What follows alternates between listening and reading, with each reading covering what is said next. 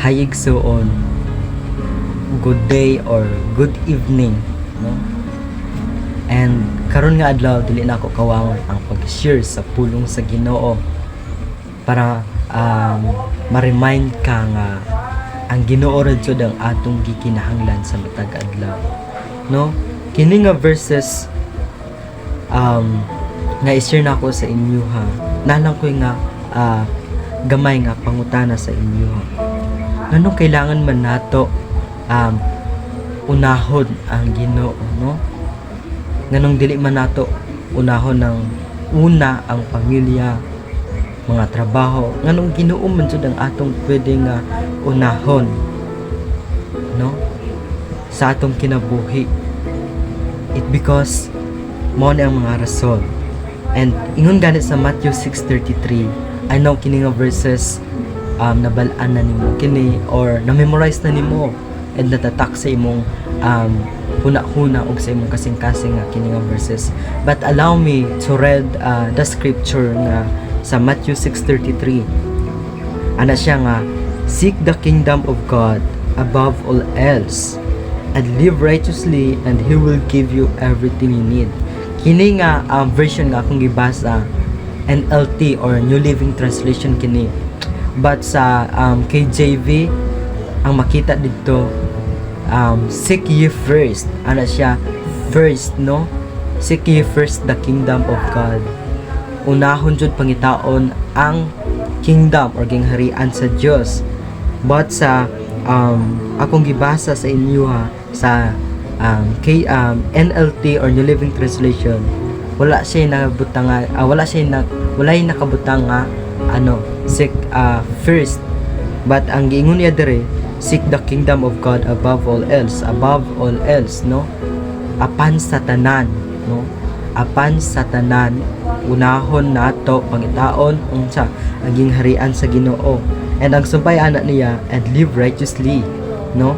Manginabuhi nga matarong, and He will give you everything you need, no? Mao na ka maayo sa Ginoo, iyang ihatag sa imuha ang tanan nimong panginahanglanon. Mao ang makita sa Matthew 6:33. Nganong kinahanglan man nato pangitaon ng gingharian sa Ginoo, luyo sa atong kabisihon, sa atong pamilya, nganong Ginoo ra jud ang atong dapat nga unahon. It because maayo kaayo ang Ginoo sa atong kinabuhi.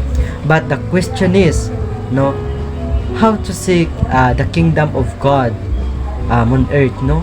Unsa man nato pagpangita sa kingdom sa Ginoo nining kanang kalibutanan nga atong gipuy-an, especially sa atong generation karon, no? Murag gina-basic ra kaayo ang pagpangita sa gingharian sa Ginoo. Pag makasimba, okay na kayo na. And naa pa kayo na-observe dili sa paghukom or sa pagkanang judge sa atong generation karon, no? If we attend the church na mga tao, especially na gi-common ang nako ang mga young people, no?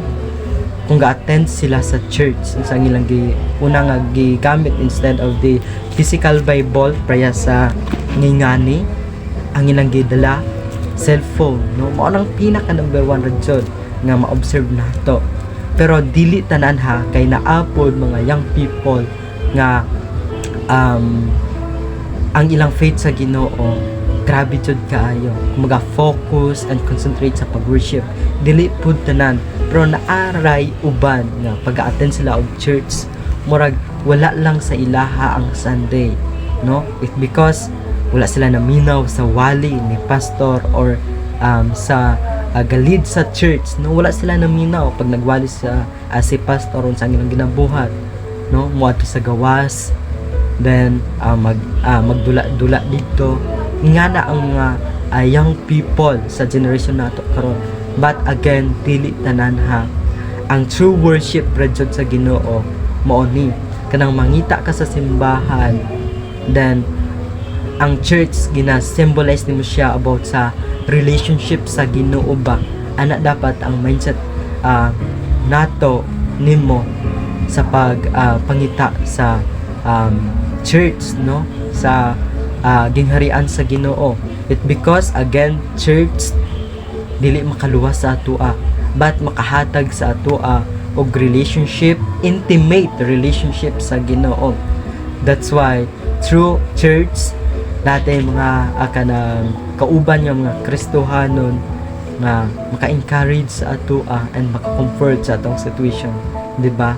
And I would like to inform you nga ang pagsimba sa Ginoo, no, dapat gikan jud diri sa heart, no, gikan sa kanabitang eagerness nimo nga makasimba ka, no, dili ka nang mag-attend ka sa church mo na ang imong buhaton didto magdula-dula then wala na minaw basta makasimba lang ko, okay na kayo na sa Ginoo. But no, dili na maayo.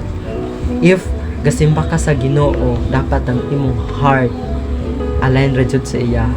And gusto lang nako ni dili sa pag proud sa akong kaugalingon, no, but to inform you nga pwede po nimo ni basa buhaton ang akong ginabuhat when I attend the church, no, pagasimba ko.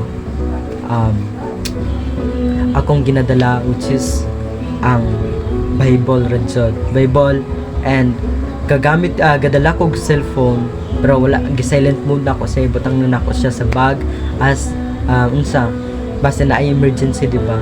Then pag wali ang pastor unsa akong ginabuhat, naminaw ko, then wala ko gagamit og kanang technology o kanang presa ngani nga cellphone, di ba? Wa ko gagamit ana it because gusto na ako ang Sunday sa ako no, ang pag-worship sa Ginoo, ang pag-worship na ako sa Ginoo kanang sincere bitaw, no, kanang walay babag, kumbaga focus kaayo ko sa pag-worship sa Ginoo. That is the true worship, no, mo nang tinuod nga worship sa ato kanang ang atong tumong sa nga ga-attend ta og worship sa church is kanang para magiging kanang ligon pa ang atong pagtuo sa Ginoo.